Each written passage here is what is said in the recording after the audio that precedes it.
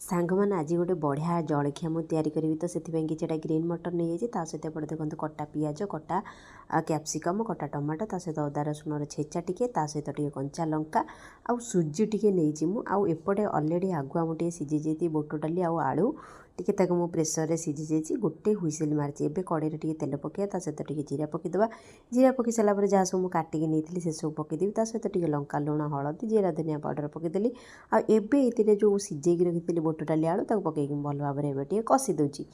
କଷି ସାରିଲା ପରେ ଏଇ ଯେଉଁ କଷାଟା ରହିଲା, ତ ସାଙ୍ଗମାନେ ଏଇଥିରୁ ମୁଁ କିଛିଟା କଷା କାଢ଼ିଦେବି ପିଠାରେ ମାନେ ପୁର ସେପ୍ ଦେବା ପାଇଁ।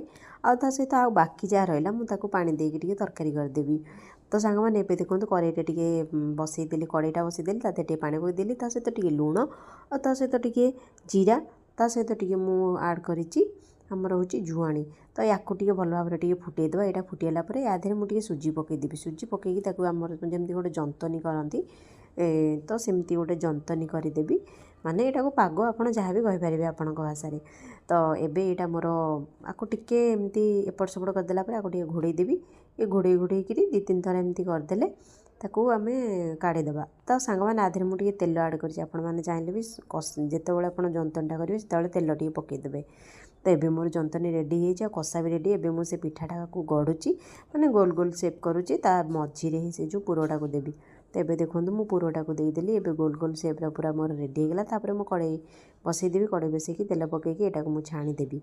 ତ ଛାଣି ସାରିଲା ପରେ ମୋର ଏବେ ଦେଖନ୍ତୁ ସୁଜିର ମସଲା ପିଠାଟା ପୁରା ରେଡ଼ି। ତା ସହିତ ବି ତରକାରୀ, କଷା ଟିକେ ବି ରଖିବେ ଲଗେଇକି ଖାଇବା ପାଇଁ।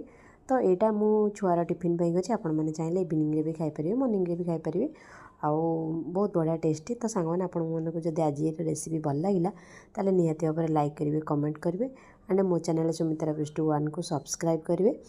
ତ ସାଙ୍ଗମାନେ ଦେଖନ୍ତୁ ଏ ପିଠାଟା କେତେ ସୁନ୍ଦରିଆ ସୁନ୍ଦରିଆ ଦେଖାଯାଉଛି। ତ ମୋତେ ତ ଏତେ ଭଲ ଭାବରେ ଗଢ଼ି ଆସେନି, ତ ଟିକେ ବଡ଼ ସାଇଜ୍ରେ ହେଇଯାଉଛି। ଛୋଟ ସାଇଜ୍ ହେଲେ ବହୁତ ବଢ଼ିଆ ହେବ। ତ ସାଙ୍ଗମାନେ ଏବେ ଦେଖନ୍ତୁ ମୋ ବାବାର ପୁରା ଟିଫିନ୍ ରେଡ଼ି। ତ ସାଙ୍ଗମାନେ ଆଜି ପାଇଁ ଏତିକି ରହିଲା। ନେକ୍ସଟ ଭିଡ଼ିଓରେ ଦେଖାହେବା।